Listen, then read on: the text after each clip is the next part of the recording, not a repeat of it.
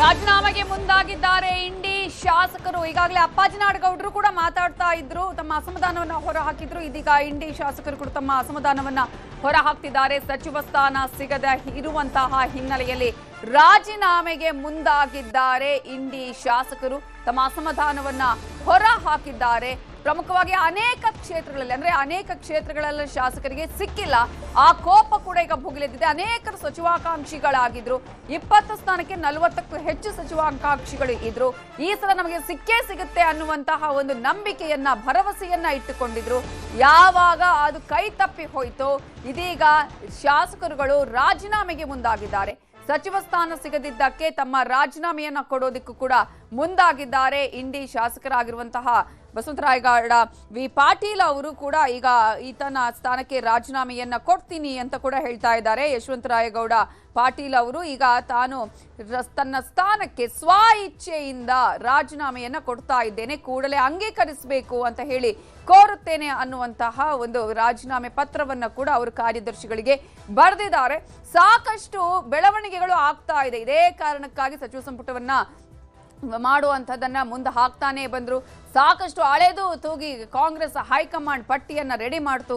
ಆದ್ರೂ ಕೂಡ ಇರುವಂತಹ 20 ಸ್ಥಾನಕ್ಕೆ ಹೆಚ್ಚಿನ ಆಕಾಂಕ್ಷಿಗಳಿದ್ರೆ ಅದನ್ನ ಹೇಗೆ ಬಗೆಹರಿಸೋದು ಅನ್ನೋದೇ ದೊಡ್ಡ ಪ್ರಶ್ನೆ. ಅನೇಕರನ್ನ ಸಮಾಧಾನಗೊಳಿಸುವಂತ ಪ್ರಯತ್ನ.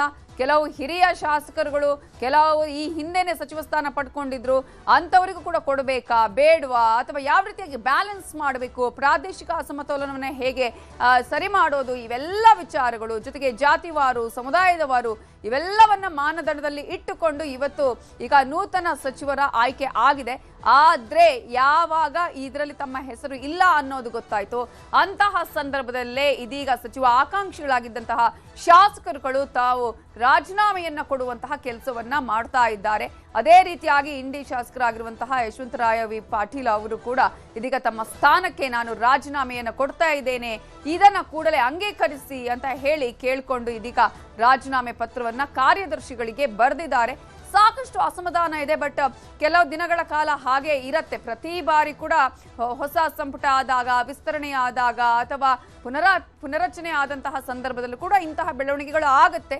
ಆ ನಂತರ ಅದನ್ನ ಪಕ್ಷ ಯಾವ ರೀತಿಯಾಗಿ ತೆಗೆದುಕೊಂಡು ಹೋಗುತ್ತೆ, ಯಾವ ರೀತಿಯಾಗಿ ಈ ಒಂದು ಸಮಸ್ಯೆಯನ್ನ ಬಗೆಹರಿಸುತ್ತೆ, ಅದರ ಮೇಲೆ ಎಲ್ಲವೂ ಕೂಡ ನಿರ್ಧಾರ ಆಗುತ್ತೆ. ಇದೇ ವಿಚಾರಕ್ಕೆ ಸಂಬಂಧಪಟ್ಟ ಹಾಗೆ ಇನ್ನಷ್ಟು ಡೀಟೇಲ್ಸ್ ಅನ್ನ ಕೊಡೋದಕ್ಕೆ ನಮ್ಮ ರಿಪೋರ್ಟರ್ ಕಾರ್ತಿಕ್ ಇದೀಗ ಫೋನ್ ಸಂಪರ್ಕದಲ್ಲಿ ಜಾಯ್ನ್ ಆಗಿದ್ದಾರೆ. ಕಾರ್ತಿಕ್, ಈಗಾಗಲೇ 20 ಸ್ಥಾನಗಳಿಗೆ 40ಕ್ಕೂ ಹೆಚ್ಚು ಆಕಾಂಕ್ಷಿಗಳಿದ್ದಂತಹ ಸಂದರ್ಭದಲ್ಲಿ ಇಂತಹ ಘಟನೆಗಳು ಆಗೇ ಆಗುತ್ತೆ. ಒಂದಷ್ಟು ಜನರಿಗೆ ಖುಷಿ ಆಗುತ್ತೆ, ಸಿಗದವರಿಗೆ ಬೇಸರ ಆಗೋದು ಸಹಜವೇ. ಇಂತಹ ಸಂದರ್ಭದಲ್ಲಿ ಆದ್ರೆ ದೊಡ್ಡ ಮಟ್ಟದಲ್ಲಿ ಅಸಮಾಧಾನ ಭುಗಿಲೇಳ್ತಾ ಇದೆ. ರಾಜೀನಾಮೆ ಪರ್ವದವರೆಗೂ ಕೂಡ ಹೋಗ್ತಾ ಇದೆ. ಏನೆಲ್ಲ ಬೆಳವಣಿಗೆಗಳಾಗ್ತಿದೆ?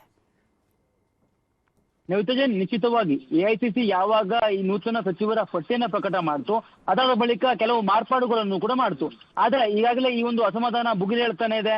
ಅದರಲ್ಲೂ ಯಶವಂತರಾಯಗೌಡ ಅವರು ಈಗಾಗಲೇ ತನ್ನ ಶಾಸಕತ್ವ ಸ್ಥಾನಕ್ಕೆ ರಾಜೀನಾಮೆಯನ್ನು ಸಲ್ಲಿಕೆ ಮಾಡೋದಕ್ಕೆ ಮುಂದಾಗಿದ್ದಾರೆ. ಸಂಬಂಧಪಟ್ಟಂತೆ ಕರ್ನಾಟಕ ವಿಧಾನಸಭೆಯ ಕಾರ್ಯದರ್ಶಿಗೆ ಅವರು ಪತ್ರವನ್ನು ಕೂಡ ಕಳಿಸಿದ್ದಾರೆ. ಮಾಹಿತಿಗೆ ಲಭ್ಯವಾಗಿರುವಂತದ್ದು. ಪ್ರಮುಖವಾಗಿ ಇಲ್ಲಿ ಗಮನಿಸಬೇಕು, ಈ ಒಂದು ಸಚಿವ ಸ್ಥಾನಕ್ಕೆ ಸಂಬಂಧಪಟ್ಟಂತೆ ಸಾಕಷ್ಟು ಸಂಖ್ಯೆಯಲ್ಲಿ ಆಕಾಂಕ್ಷಿಗಳಿದ್ರು.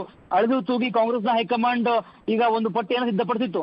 ಅದರಲ್ಲಿ ತಮಗೆ ಸಚಿವ ಸ್ಥಾನ ಸಿಗ್ಲಿಲ್ಲ ಅನ್ನುವಂತ ಒಂದೇ ಒಂದು ಕಾರಣವನ್ನು ಇಟ್ಟುಕೊಂಡು ಈಗ ಯಶವಂತ ರಾಯಗೌಡ ಅವರು ಕೂಡ ಈಗ ತಮ್ಮ ಶಾಸಕ ಸ್ಥಾನಕ್ಕೆ ರಾಜೀನಾಮೆಯನ್ನ ಕೊಡೋದಕ್ಕೆ ಈಗ ಮುಂದಾಗಿರುವಂತದ್ದು. ಜೊತೆಗೆ ಅಪ್ಪಾಜಿ ನಾಡಗೌಡರು ಕೂಡ ಏನೋ ಅವ್ರಿಗೆ ನಿಗಮ ಮಂಡಳಿ ಅಧ್ಯಕ್ಷ ಸ್ಥಾನ ಇತ್ತು, ಆ ಒಂದು ನಿಗಮ ಮಂಡಳಿಗೂ ಕೂಡ ನಾನು ರಾಜೀನಾಮೆ ಸಲ್ಲಿಸ್ತೇನೆ ಅನ್ನುವಂತ ಒಂದು ನಿರ್ಧಾರವನ್ನ ತೆಗೆದುಕೊಂಡಿದ್ದಾರೆ ಅನ್ನುವಂತ ಮಾಹಿತಿ ಈಗ ಲಭ್ಯವಾಗಿರುವಂತದ್ದು. ಒಟ್ಟಾರೆಯಾಗಿ ಇವತ್ತು 4:05 ಲೋಕಭವನದಲ್ಲಿ ನೂತನ ಸಚಿವರ ಪದಗ್ರಹಣ ಕಾರ್ಯಕ್ರಮ ಇದೆ.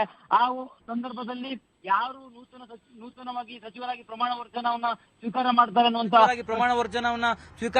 ಅನ್ನುವಂತ ಪ್ರಶ್ನೆ ಹಾಗೆ ಉಳ್ಕೊಂಡಿದೆ. ಯಾಕಂದ್ರೆ ಒಂದಿಷ್ಟು ಬದಲಾವಣೆಯನ್ನ ಎಐಸಿಸಿ ನಾಯಕರು ಈಗ ಮಾಡಿರುವಂತದ್ದು. ಮಂಕಾಳ್ ವೈದ್ಯರನ್ನ ಮೊದಲ ಪಟ್ಟಿಯಲ್ಲಿ ಸೇರಿಸಲಾಗಿತ್ತು.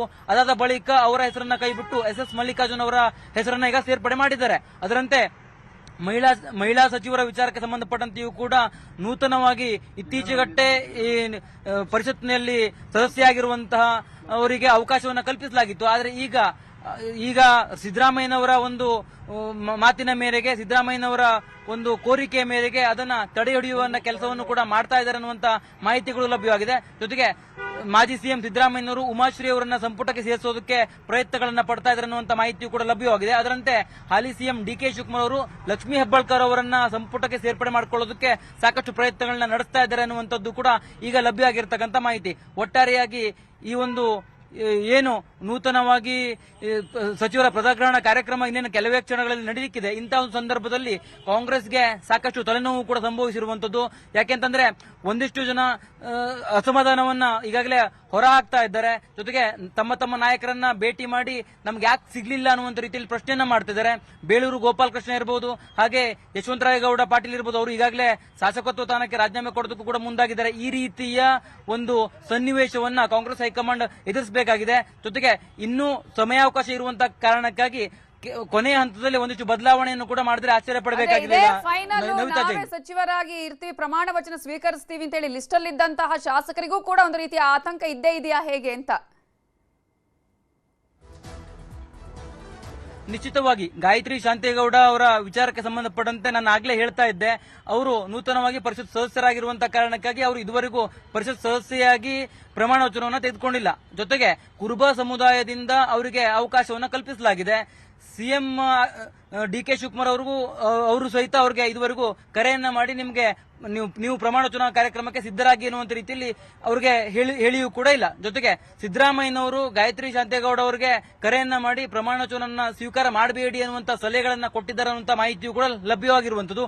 ಉತ್ತರ ಕರ್ನಾಟಕ ಭಾಗಕ್ಕೆ ಕುರುಬ ಕೋಟದ ಅಡಿಯಲ್ಲಿ ಸಚಿವ ಸ್ಥಾನವನ್ನ ಕಲ್ಪಿಸಬೇಕು ಅನ್ನುವಂತ ರೀತಿಯಲ್ಲಿ ಸಲಹೆಯನ್ನ ಸುರ್ಜೇವಾಲಾ ಅವರಿಗೆ ಮತ್ತು ಕೆಸಿ ವೇಣುಗೋಪಾಲ್ ಅವರಿಗೆ ಮಾಜಿ ಸಿಎಂ ಸಿದ್ದರಾಮಯ್ಯನವರು ಕೊಟ್ಟಿರ್ತಾರೆ. ಆದ್ರೆ ಕೊನೆಯ ಹಂತದಲ್ಲಿ ಬಂದಿರತಕ್ಕಂತಹ ಪಟ್ಟಿ ಏನಿದೆ, ಆ ಒಂದು ಪಟ್ಟಿಯಲ್ಲಿ ಗಾಯತ್ರಿ ಶಾಂತೇಗೌಡ ಅವರ ಹೆಸರು ನಮೂದಾಗಿದೆ. ಇದು ಉತ್ತರ ಕರ್ನಾಟಕ ಭಾಗದ ಕುರುಬರಿಗೆ ಅನ್ಯಾಯ ಮಾಡದಂಗಾಗತ್ತೆ ಅನ್ನುವಂತ ರೀತಿಯಲ್ಲಿ ಕೂಡ ಚರ್ಚೆಗಳಿತ್ತು. ಅದರ ನಡುವೆ ಈಗ ಮಾಜಿ ಸಿಎಂ ಸಿದ್ದರಾಮಯ್ಯನವರು ಸ್ವತಃ ಗಾಯತ್ರಿ ಶಾಂತೇಗೌಡ ಅವರಿಗೆ ಕರೆಯನ್ನ ಮಾಡುವ ಮೂಲಕವಾಗಿ ಪ್ರಮಾಣ ವಚನ ಸ್ವೀಕಾರ ಮಾಡಬೇಡಿ ಅನ್ನುವಂತ ರೀತಿಯಲ್ಲಿ ಸಲಹೆಗಳನ್ನು ಕೊಟ್ಟಿದ್ದಾರೆ. ಹಾಗೆ ಹೈಕಮಾಂಡ್ ನಾಯಕರೊಂದಿಗೂ ಕೂಡ ಸಂಪರ್ಕದಲ್ಲಿರುವಂತದ್ದು ಸಿದ್ದರಾಮಯ್ಯನವರು. ನವಿತಾ ಜೈನ್.